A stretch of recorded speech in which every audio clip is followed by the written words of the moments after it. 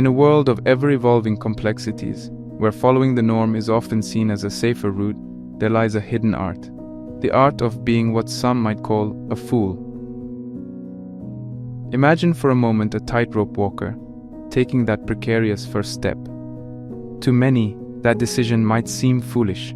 Why leave the safety of solid ground? Yet for the performer, it's a dream, a passion, and a defining aspect of their identity. Similarly, each of us faces a metaphorical tightrope in our lives, the fine line between societal expectations and our deepest aspirations. The term fool often carries with it a myriad of connotations, most of them derogatory.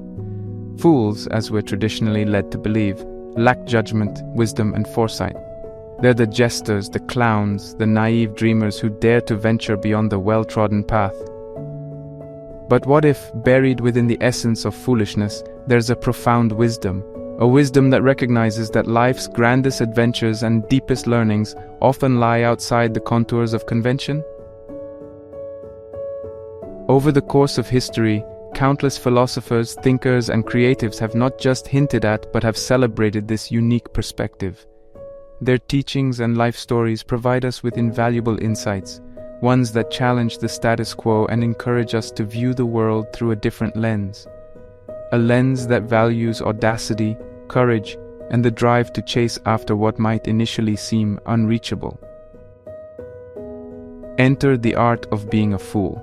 In understanding this concept, we delve deep into the psyche of humanity.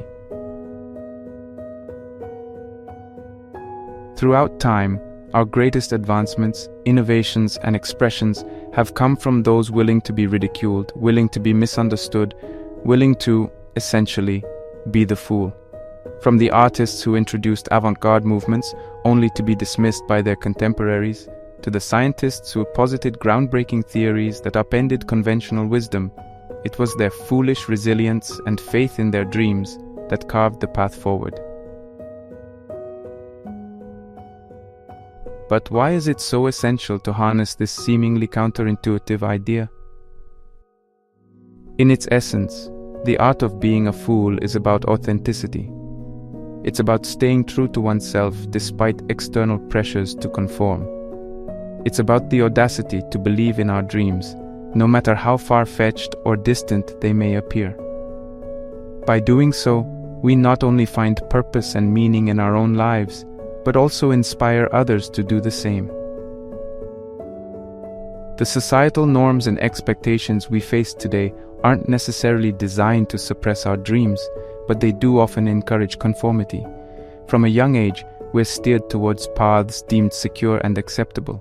Rarely are we urged to question, to dream, and to chase those dreams with an unabashed fervor.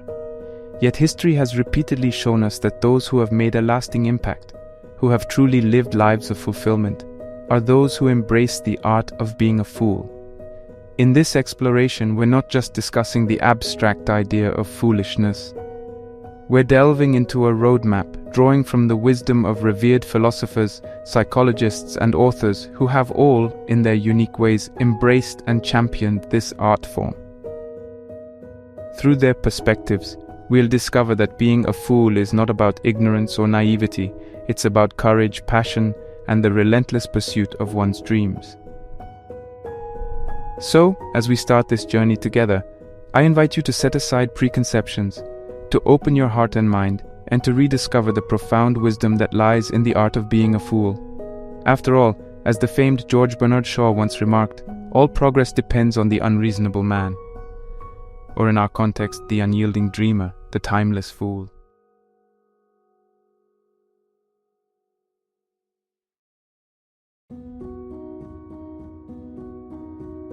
In the vast tapestry of mythological tales, where gods, mortals, and creatures of all kinds play out the timeless dramas of existence, there lies a singular narrative thread, a thread that, irrespective of culture or epoch, seems to reverberate with a universal resonance.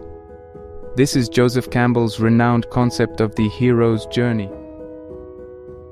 Joseph Campbell, in his seminal work, The Hero with a Thousand Faces, delved deep into the myths and stories of diverse cultures, only to unearth a startling revelation.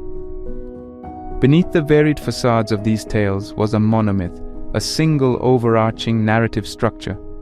It was the story of the hero, an individual who departs from the familiar, confronts the unknown, faces challenges, and ultimately returns transformed.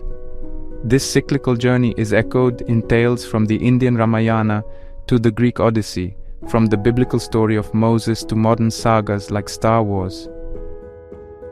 But where, one might ask, does the fool come into play in this grand narrative? At the very onset of the hero's journey, the protagonist often takes on the role of the fool. This is not a comment on their intelligence or capability, but rather their innocence, curiosity, and willingness to dive into the unknown without a clear roadmap. The fool is unburdened by the weight of knowledge and convention. They act on intuition, heart, and an insatiable quest for discovery. It's this foolishness that propels them into the adventure. Consider, for instance, the figure of Luke Skywalker from Star Wars. At the start, he is but a naive farm boy, unfamiliar with the ways of the Force and the larger universe. He's the quintessential fool, taking risks, following an unfamiliar calling, stepping into a world fraught with peril. And yet it's precisely this naivety, this foolishness, that allows him to embark on a journey that transforms him into a Jedi, a hero. Similarly, in countless other tales, the hero starts as an unsuspecting individual, often underestimated, ridiculed, or dismissed by those around them. Think of Bilbo Baggins in Tolkien's The Hobbit, initially seen as nothing more than a simple hobbit with no taste for adventure. Yet it's this very innocence, this touch of the fool, that makes his journey so compelling and transformative. Campbell emphasized that the journey of the hero isn't just about external adventures, battling monsters, finding treasures, or rescuing the damsel in distress. It's equally, if not more, about the internal voyage, confronting one's fears, doubts, and insecurities. The hero's external challenges are often mirrors of their internal struggles, and it's here, in this internal landscape, that the fool's qualities become even more crucial. For it's the fool's inherent openness, resilience, and adaptability that allows the hero to grow, learn, and eventually triumph. However, this journey is not without its challenges and uncertainties. The road is fraught with trials, and the hero is constantly tested. They face temptations, confront their darkest fears, and grapple with their own identity. But it's the fool's indomitable spirit, the ability to rise after every fall, to laugh in the face of adversity, and to view the world with fresh, untainted eyes, that ensures the hero's eventual return and transformation. In essence, the fool is the starting point, the spark that ignites the flame of adventure. But as the journey unfolds, the line between the fool and the hero begins to blur. For every hero has a touch of the fool, and every fool carries within them the potential to be a hero. And in this delicate dance between innocence and wisdom, between vulnerability and strength, lies the profound message of Joseph Campbell's hero's journey, that each of us, no matter how foolish we might seem, carries within us the seeds of greatness, waiting for the right moment to sprout and transform us.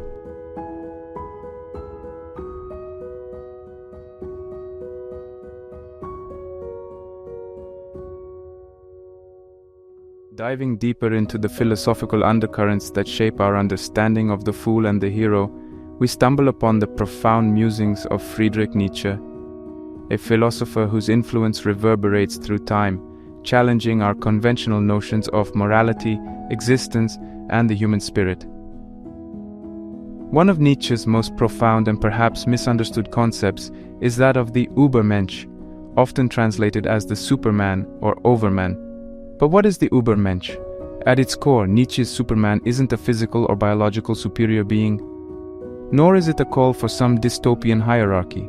Instead, it's an ideal, a symbolic representation of a person who has managed to overcome themselves, their internal doubts, societal norms, and inherited values to create their own individual meaning and values. The Übermensch stands as a beacon of self-overcoming, a person who dares to dream beyond the confines set by society, culture, and even history. They don't just inherit values, they create them. They don't just live life, they define its purpose. by doing so, they inevitably risk being seen as outsiders, as heretics, or indeed, as fools.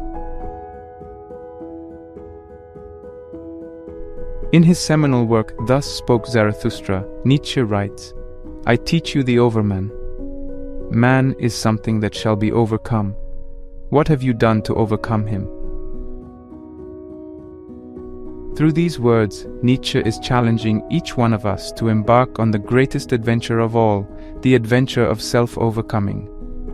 This journey is not about discarding our humanity, but about transcending its limitations, about forging our destiny rather than being shackled by fate. But this path to becoming the overman is fraught with challenges. The very act of defying societal norms, of questioning inherited wisdom, and of seeking one's own path can lead to isolation, ridicule, and misunderstanding. Think of Galileo, daring to dream of a heliocentric universe in a geocentric world, or of Vincent van Gogh, painting visions that the world wasn't ready to see. In their times, they were seen as mavericks, rebels, and yes, fools. Yet, they were Übermenschen in their own right, for they had the audacity to challenge, dream, and create on their own terms. Nietzsche believed that the societal structures, values, and moral codes we often cling to can become chains that bind our spirit. The overman breaks free from these chains. They recognize the void, the inherent meaninglessness of existence, and instead of despairing, they take it upon themselves to fill this void with their own purpose, values, and dreams. To be an Übermensch, then, is to embrace the role of the fool. It's to walk on the razor's edge, to dance on the precipice of societal acceptance and rejection, to risk everything for the sake of one's own vision. But it's also about recognizing the transformative power of will, of understanding that we are not mere playthings of fate, but active participants in the crafting of our destiny. As we reflect on Nietzsche's words and his vision of the Übermensch, we're reminded of the boundless potential within each of us. The potential to question, to challenge, and to redefine. The potential to be seen as a fool today and a visionary tomorrow. In this kaleidoscope of thought, where the fool, the hero, and the Übermensch intertwine, we come to see the intricate dance of existence. A dance where daring to dream, to question, and to seek one's own path is both the greatest risk and the most sublime reward.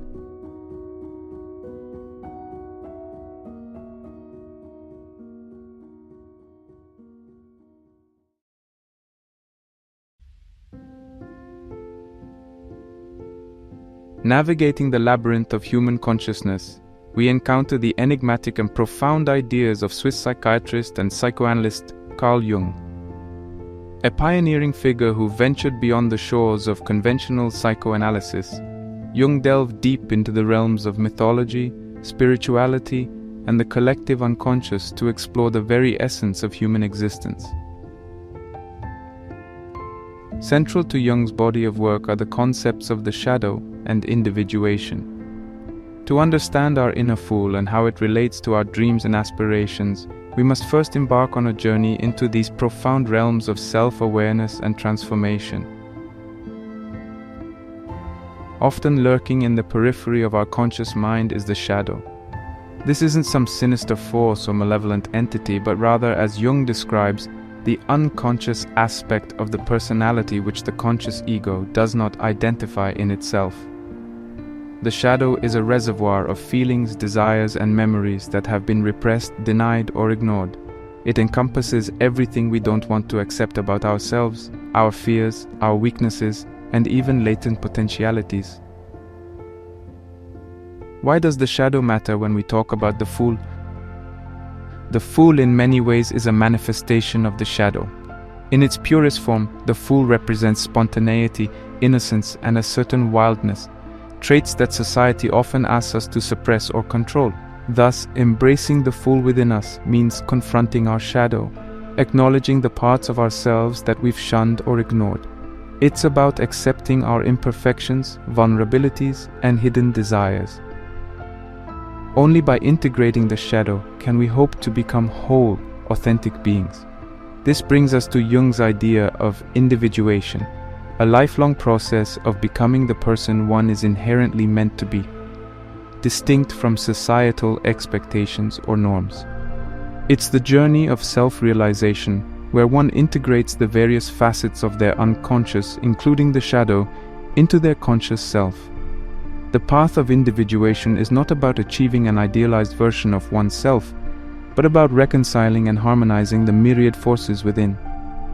The fool's journey, in many ways, mirrors this process of individuation. Like the fool, each of us embarks on a journey filled with trials, revelations, and transformations. As we confront and integrate our shadow, as we reconcile with our innermost fears and desires, we come closer to our true self. The fool's spontaneity, curiosity, and innocence are invaluable allies in this journey, helping us approach each twist and turn with an open heart and a willing spirit. Our dreams and aspirations are intricately linked to this process. They are, in essence, the soul's yearning for individuation, for wholeness. Each dream, whether it's a desire to create, to explore, or to connect, reflects a part of our unconscious seeking expression in the conscious world. The fool, with its uninhibited nature, becomes the bridge between these realms, urging us to listen to our innermost calls, to dare, to dream, and to explore the vast landscapes of our psyche. In one of his reflections, Jung stated, "Who looks outside dreams, who looks inside awakes." This captures the essence of our discussion. To truly understand and pursue our dreams, we must turn our gaze inward, embrace our inner fool, and embark on the journey of individuation. It's a journey where the destination is not a place but a state of being, a state of wholeness, authenticity, and profound self-awareness. In the grand tapestry of ideas, from Nietzsche's Übermensch to Campbell's hero's journey, Jung's concepts add another layer of depth. They remind us that the journey is as much inward as it is outward, that each challenge, each revelation, each dream is a stepping stone towards becoming our truest self. And in this journey, the fool is not just a companion, but a beacon, illuminating the path with its innocence, curiosity, and unabashed authenticity.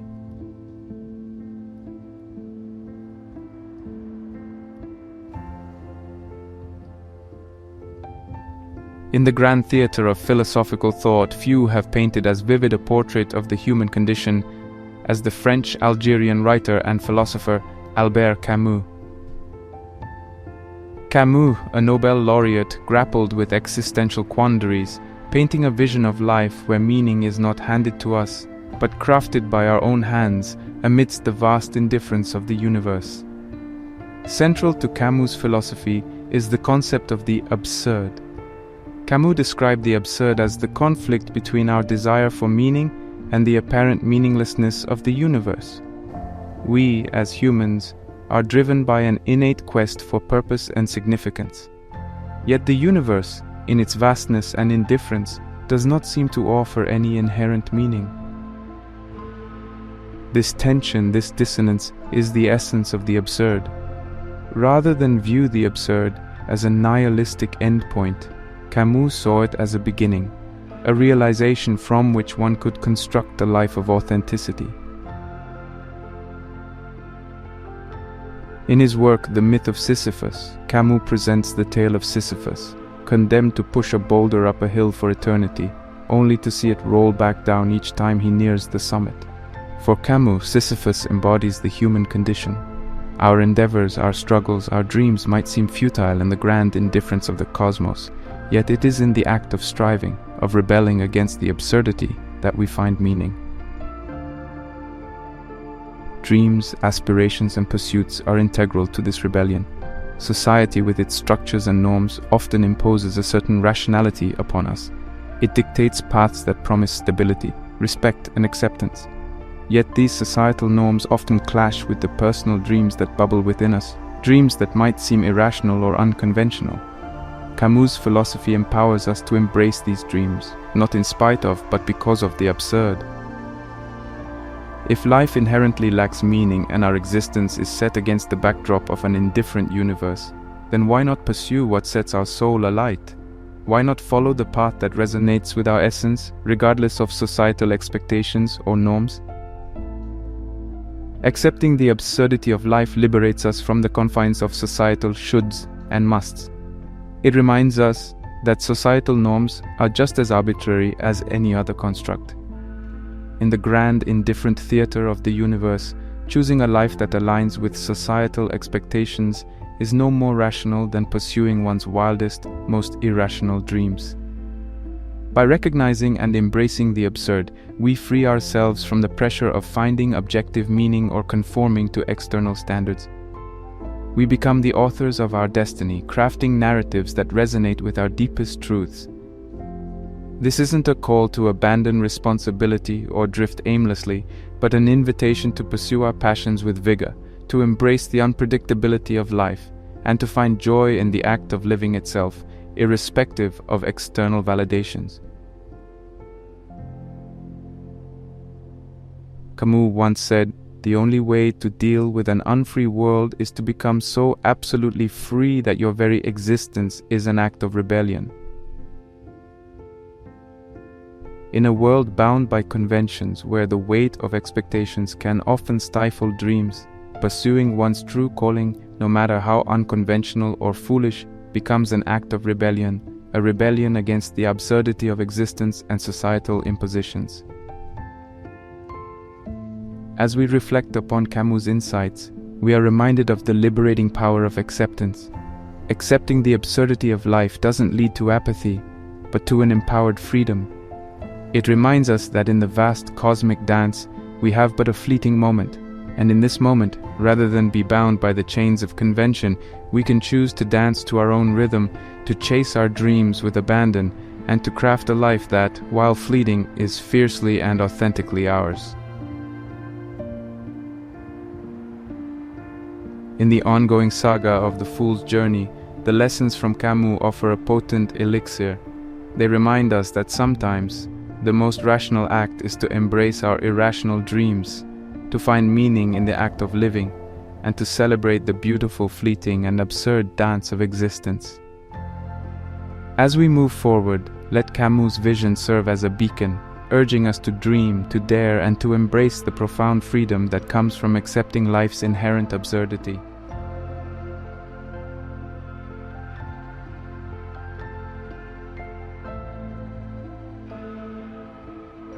The literary landscape of Russia is vast and rich, filled with introspective quests and profound human dilemmas. Amidst this grand tapestry stands a colossus, Fyodor Dostoevsky. His novels aren't just tales, they are profound investigations into the human soul, delving into questions of morality, existence, and the nature of evil and good. To navigate Dostoevsky's exploration of the fool, we turn to one of his most enigmatic and compelling characters, Prince Mishkin of The Idiot. Mishkin, with his open-hearted nature and disarming innocence, becomes an embodiment of the fool's virtues and offers us a window into Dostoevsky's vision of achieving dreams through authenticity and innocence. Upon his return to the bustling society of St. Petersburg after years in a Swiss sanatorium, Mishkin's lack of guile and simplicity quickly mark him as an idiot in the eyes of the Russian aristocracy.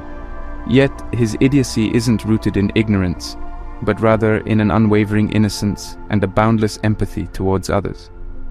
His inability, or perhaps refusal, to wear the societal masks and engage in its pretenses makes him both refreshing and, to some, pitiable. Mishkin's unbridled innocence, often perceived as naivety or foolishness, becomes his unique lens to view the world. While the society around him is riddled with deceit, jealousy, and pride, Mishkin remains largely untouched by these vices.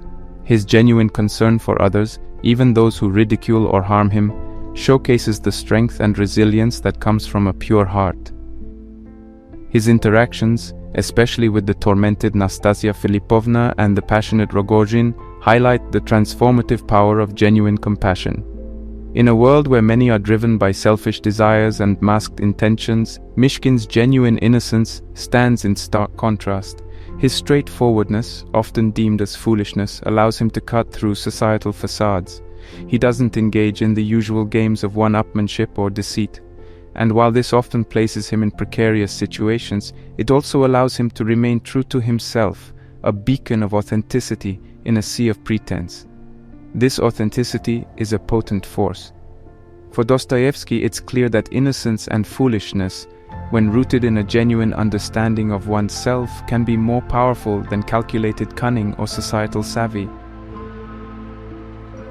Mishkin's dreams and aspirations are not driven by societal expectations, but by an inner moral compass, an innate understanding of good that remains uncorrupted by the world around him. For Dostoevsky, through characters like Prince Mishkin, the journey towards one's dreams is not a straight path paved with calculated decisions and societal validations. Instead, it's a winding road where the heart, in its innocence and foolishness, serves as the compass. Dreams, in the Dostoevskian universe, are deeply personal. They are not to be tailored according to societal norms, but are to be pursued with a relentless authenticity. Mishkin, in all his idiotic glory, represents this untamed pursuit. His interactions, his decisions, and even his missteps are all guided by a genuine sense of self, untainted by external influences.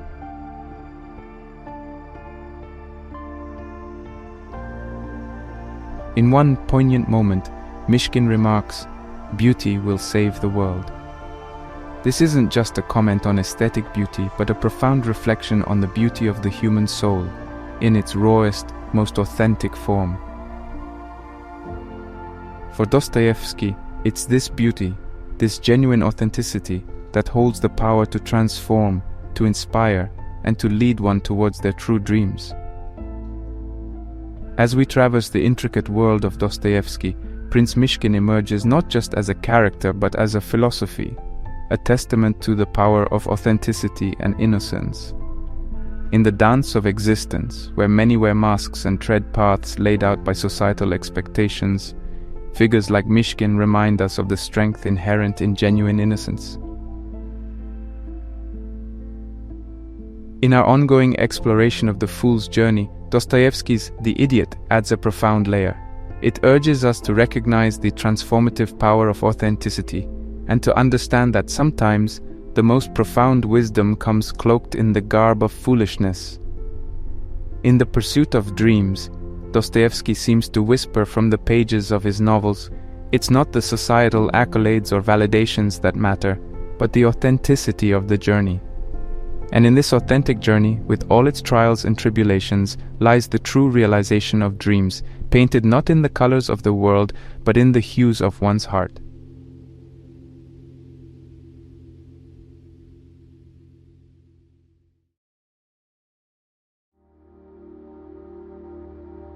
When we journey through the halls of philosophy, we inevitably encounter a figure whose influence has reverberated through the ages, shaping Western thought with a fervor that few have matched. Socrates, with his unyielding quest for truth and his distinctive method of questioning, remains one of history's most celebrated thinkers. Not only did he lay the foundations for critical thinking, but he also introduced profound insights into the nature of knowledge and the importance of self-awareness. The paradoxical claim, "I know that I know nothing," often attributed to Socrates, stands as a testament to his philosophical approach. On the surface, this statement might appear self-defeating or even nonsensical. But at its heart, it captures the essence of Socratic wisdom, humility. In a world where many claimed to have all the answers, Socrates admitted his ignorance. But this wasn't a declaration of defeat or apathy. It was an acknowledgement of the vastness of the universe and the limitations of human understanding. By accepting that he didn't have all the answers, Socrates opened the door to relentless inquiry and perpetual learning. Humility, as Socrates showcased, is not about self-deprecation, but about recognizing our limitations and being open to growth. In admitting his lack of knowledge, Socrates wasn't resigning to ignorance, but challenging himself and others to delve deeper, to question more fervently, and to seek truth with renewed vigor. This humility can be incredibly empowering, especially in the pursuit of dreams. In a society that often values absolute certainty and clear answers, admitting that we don't know everything can be liberating. It allows us to approach challenges with an open mind, to learn from our experiences, and to adapt our strategies. In the face of obstacles or failures, the acknowledgement that we don't have all the answers can fuel resilience and inspire innovation. Central to Socrates' approach was his method of questioning, known aptly as the Socratic method. Rather than providing direct answers, Socrates would engage in a series of probing questions, leading his interlocutors on a journey of self-discovery and critical examination. Through this method, Socrates aimed to peel back the layers of assumption and expose the core truths, or lack thereof, beneath. This relentless questioning can be profoundly transformative, especially when it comes to societal norms and conventions. In our journey towards our dreams, we often encounter societal expectations and established paths. These norms, while sometimes useful, can also be restrictive, boxing us into prescribed roles and stifling genuine aspirations. Socrates, with his method of questioning, offers a way out. By critically examining these norms, by asking why, we can discern which conventions align with our dreams and which don't. We can determine which societal paths aid our journey and which hinder it. In doing so, we can carve out our unique trajectory, one that is genuinely attuned to our aspirations. If Socratic philosophy were distilled into its essence concerning dream pursuit, it would emphasize self-awareness, critical thinking, and resilience. To chase one's dreams is not to follow a prescribed path blindly, but to forge one's way, questioning, learning, and adapting as one goes. Socrates' humility reminds us that the path to our dreams is not linear. It is filled with uncertainties, challenges, and moments of self-doubt. But it is in embracing these uncertainties, in acknowledging our limitations and yet pushing forward, that we truly grow. Additionally, by critically examining the societal norms that often shape our aspirations, we can ensure that our dreams are genuinely our own, not reflections of external expectations. We can ensure that our journey, with all its twists and turns, is one of authenticity. The legacy of Socrates, etched in the dialogues of Plato and the annals of philosophy, is not just of a thinker, but of a revolutionary. He did not just challenge ideas, he challenged ways of being, ways of thinking, and ways of dreaming. As we continue our exploration of the art of being a fool and the pursuit of dreams, the insights of Socrates serve as a guiding light. They remind us of the strength inherent in humility, the power of questioning, and the importance of self-awareness. In our quest for dreams, Socratic wisdom offers a potent reminder. It's not the destination, but the journey that matters. And in this journey, it's not the answers, but the questions, the reflections, and the relentless pursuit of understanding that truly pave the way. Let us move forward then with the spirit of Socrates, questioning, reflecting, and ever seeking as we chase our dreams with authenticity and fervor. For in the dance of aspirations, it's the rhythm of self-awareness and the steps of critical inquiry that truly make the dance worthwhile.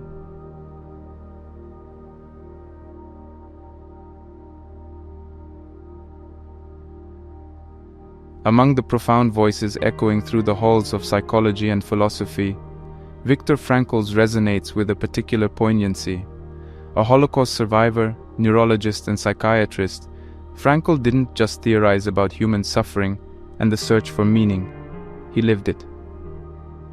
His experiences in Nazi concentration camps led him to develop logotherapy, a therapeutic approach centered on the pursuit of meaning in life. It's a perspective that can greatly illuminate our discussion on being a fool and the courageous endeavor of chasing dreams against the grain. At the core of Frankl's logotherapy lies an assertion both simple and profoundly deep. The primary motivational force for humans is the search for meaning. Unlike other psychotherapeutic approaches, which may focus on pleasure or power as driving forces, Logotherapy posits that our deepest desires are directed towards understanding our purpose and discerning significance in our existence. For him, life holds potential meaning under any circumstance, even the most miserable ones. This belief was not formed in the comfort of a therapist's chair, but amidst the harrowing environment of concentration camps. It was here, amidst unthinkable adversity, that Frankl observed a striking phenomenon. Those who could find some meaning or purpose in their suffering were more resilient, enduring the horrors with a strength that seemed almost superhuman. In many ways, the individuals who dared to seek meaning in the bleakness of the camps played the role of the fool. They defied the external narrative that sought to strip them of their humanity, choosing instead to listen to the internal voice that whispered of purpose and significance. They were foolish enough to dream, to hope, and to find fragments of meaning even in the direst of circumstances. This is where the crux of the art of being a fool intersects with Frankl's insights. Pursuing one's dreams often requires a similar foolishness, the audacity to seek personal meaning and purpose despite external circumstances or societal expectations. Whether these external pressures come in the form of societal norms, adverse conditions, or external naysayers, the challenge remains to stay true to one's inner compass, to prioritize personal meaning over external dictates. Frankl himself exemplified this. Despite the dehumanizing conditions of the camps, he held on to the dream of reuniting with his family and sharing his insights with the world. He mentally drafted what would later become his seminal work, Man's Search for Meaning, using scraps of paper and stolen moments of reflection. In the contemporary world, the challenges we face might be different from the horrors Frankl endured, but the central dilemma remains. We are often pulled between societal expectations, the well-trodden paths, the prescribed definitions of success, and our search for personal meaning. Here, playing the fool becomes an act of courage. It involves prioritizing personal meaning over societal accolades, seeking significance in paths less trodden, and often embracing dreams that might seem irrational or impractical to the external world. Frankl's logotherapy teaches us that our well-being, resilience, and even our mental health are intricately linked to this pursuit of meaning. When we align our dreams with our personal sense of purpose, we don't just achieve external milestones, we fulfill an inner calling. We experience a joy that is profound, a satisfaction that is deep-rooted. Viktor Frankl's life and teachings offer a beacon of hope and a roadmap for all those embarking on the journey of dream pursuit. His insights remind us that true fulfillment doesn't lie in societal validations or external achievements, but in the alignment of our actions with our personal sense of meaning. The fool, in the context of Frankl's philosophy, is the individual who dares to defy external chaos, who seeks meaning even when it's hidden in adversity, and who, amidst the noise of societal voices, listens intently to the inner whisper of purpose. In our continued exploration of the art of being a fool, Viktor Frankl stands as a testament to the strength of the human spirit and the transformative power of personal meaning. His legacy urges us to be foolish enough to prioritize our inner calling, to seek meaning amidst chaos, and to chase dreams with a tenacity rooted in purpose.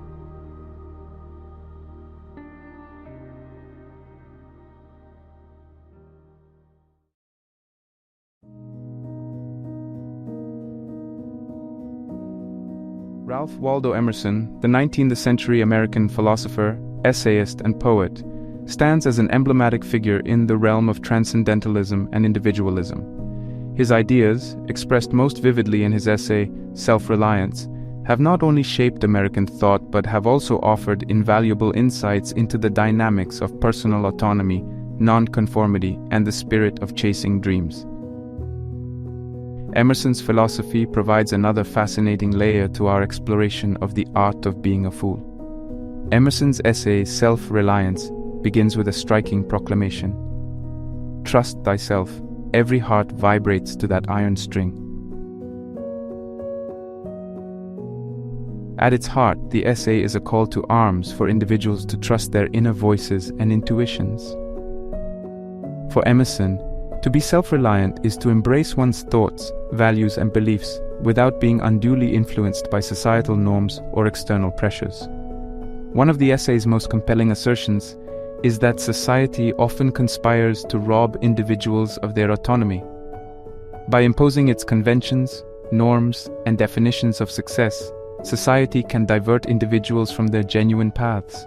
This leads to a life lived not according to one's innate calling but according to societal dictates. A core component of self-reliance is the idea of non-conformity. Emerson argues against the societal pressure to conform, to fit into pre-established molds. He writes, "Whoso would be a man must be a nonconformist." By this, he doesn't merely suggest rebellion for rebellion's sake, but underscores the importance of authentic self-expression. This nonconformity, in the context of our discussion, closely aligns with the notion of being a fool. It involves the courage to be seen as different, to risk being labeled eccentric or odd, and to follow one's dreams even when they diverge from societal expectations. To Emerson, such foolishness is not a flaw but a virtue. It signifies an individual's commitment to their inner convictions over external validation. Central to Emerson's philosophy is the emphasis on intuition. He believed that each individual possesses an inner compass, a guiding light that illuminates their unique path. While reason and logic have their place, it's this intuition, this gut feeling, that should guide our actions, particularly when it comes to significant life decisions and dream pursuit. In chasing our dreams, relying on this intuition might often lead us down unconventional paths. These are paths that might not always align with societal standards, paths that might seem foolish to the external observer. Yet, as Emerson argues, it's precisely this foolishness, this unwavering trust in one's inner voice, that can lead to genuine fulfillment and profound achievements. When we examine Emerson's ideas of self-reliance to the context of chasing dreams, several insights emerge. Genuine dreams versus societal impositions. Often what we perceive as our dreams are, in reality, societal impositions. Aspirations shaped not by our inner desires, but by external narratives. Emerson's call for self-reliance prompts us to introspect, to discern which of our dreams are genuinely ours, and which are reflections of societal expectations. To chase authentic dreams is to risk being seen as a fool. It's to venture into the unknown, driven not by the promise of societal accolades, but by the allure of personal fulfillment. Emerson's emphasis on nonconformity reminds us that this risk, this foolishness, is worth it. In the journey towards our dreams, there will be crossroads, moments of doubt, and challenges. Here, Emerson's emphasis on intuition serves as a guiding light. It reminds us to trust our inner compass, to let our genuine feelings and instincts chart our course. Ralph Waldo Emerson's philosophy offers a refreshing perspective in today's world, where societal pressures and external validations often overshadow personal desires and intuitions. His ideas on self-reliance serve as a clarion call, urging us to embrace our individuality, to cherish our unique dreams, and to chase them with a fervor that is undeterred by societal judgments. In the dance of aspirations, there will always be external voices, melodies that seek to dictate our steps and rhythms. Yet, as Emerson's wisdom suggests, it's the internal tune, the unique beat of our heart, that should guide our dance. In the continued exploration of the art of being a fool, Emerson stands as a beacon, illuminating the virtues of nonconformity, the strength inherent in genuine self-reliance, and the transformative power of following one's dreams. He beckons us to be foolish enough to trust ourselves, to prioritize our inner voice, and to embark on the enchanting journey of authentic dream pursuit.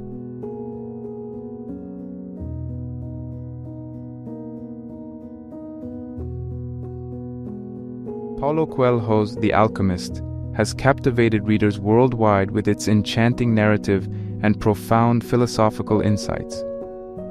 While the book is filled with numerous themes, ranging from love to fate, one of its core messages centers around the pursuit of one's personal legend.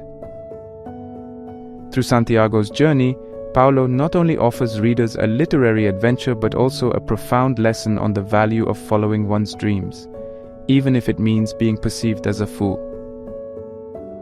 Santiago's journey begins with a recurring dream of a child telling him to find treasure at the foot of the Egyptian pyramids.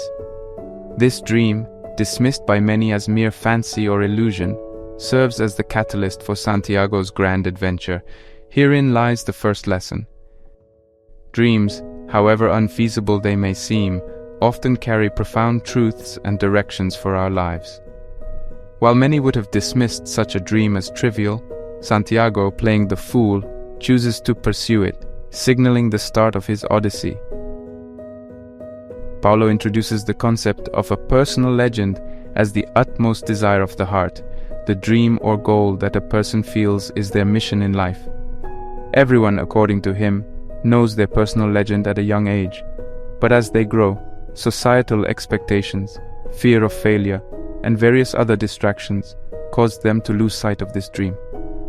Santiago, as a shepherd, could have easily settled into the comfortable rhythm of his life.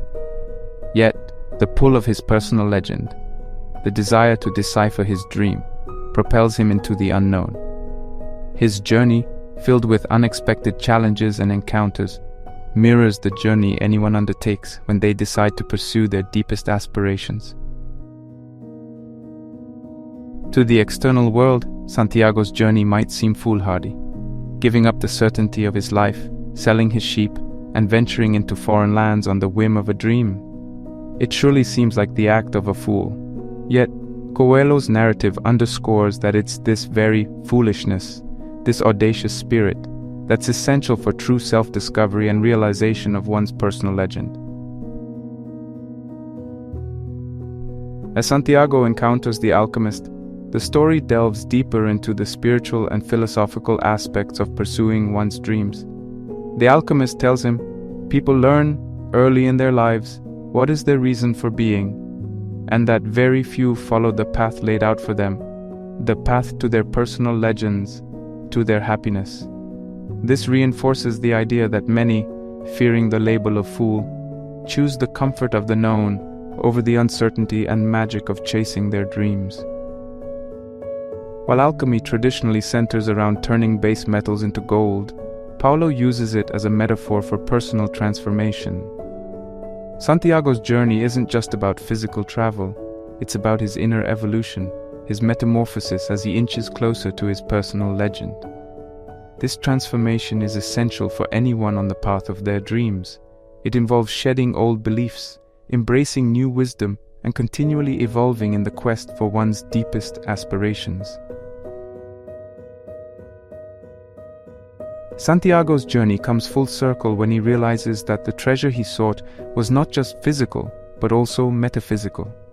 The real treasure was the wisdom he gained, the understanding of his heart's true desires, and the realization that the journey itself, with all its challenges and detours, was as valuable as the destination. Coelho seems to suggest that in the pursuit of our personal legends, while the end goal is crucial, the journey, the experiences, the transformations, and the wisdom gained are equally, if not more, valuable. Paulo Coelho, through the narrative of Santiago, offers a compelling exploration of the art of being a fool. It's a reminder that often, the path to our deepest desires, our personal legends, requires us to embrace the unconventional, to risk ridicule, and to journey into the unknown. In the dance between destiny and free will, between dreams and reality, the alchemist stands as a beacon, illuminating the power of faith, the beauty of the journey, and the transformative magic of chasing one's dreams. In a world that often values pragmatism over passion, The Alchemist is a clarion call to all dreamers, urging them to embrace their foolishness, to trust the whispers of their hearts, and to embark on the sacred journey of realizing their personal legends. It's not just a tale of Santiago's Odyssey, it's an invitation to every reader, every individual, to embark on their own journey of self-discovery, dream pursuit, and personal alchemy.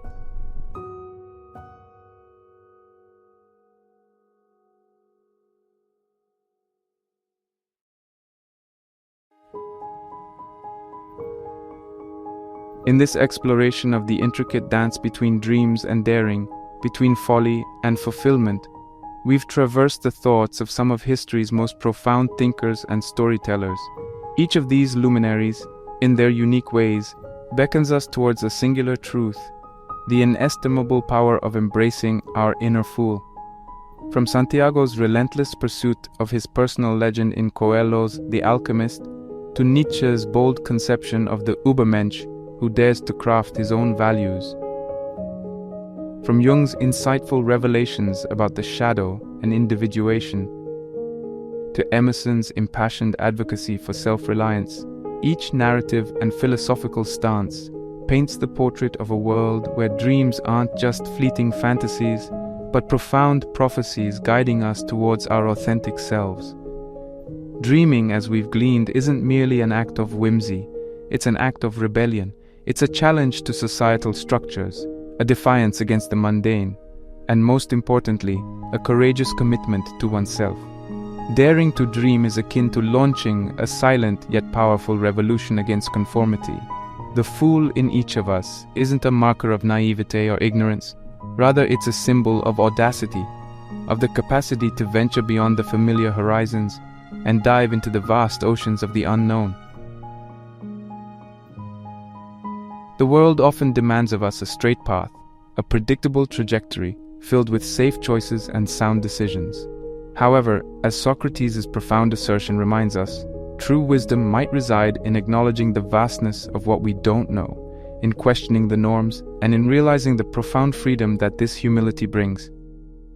It grants us the license to be foolish, to question the unquestionable, and to etch our paths on the sands of time.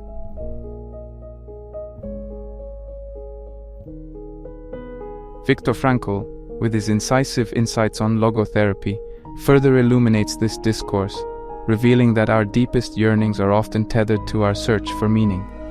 This search, in all its profundity, frequently demands from us the bravery to be foolish, to look beyond the immediate and tangible, seeking that which truly resonates with the core of our being.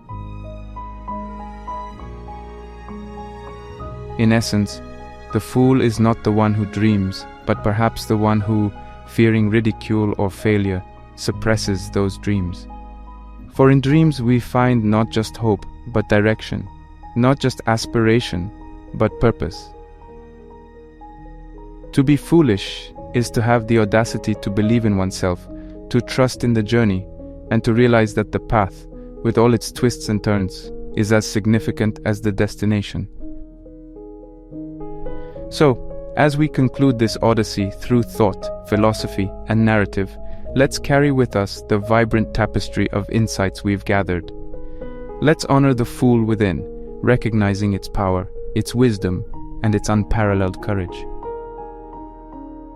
For in the art of being a fool lies the art of truly living, of dreaming, daring, and defying the boundaries that confine us. Embrace that inner fool, for in its embrace lies the promise of a life lived in technicolor, rich with dreams, drenched in passion, and driven by purpose.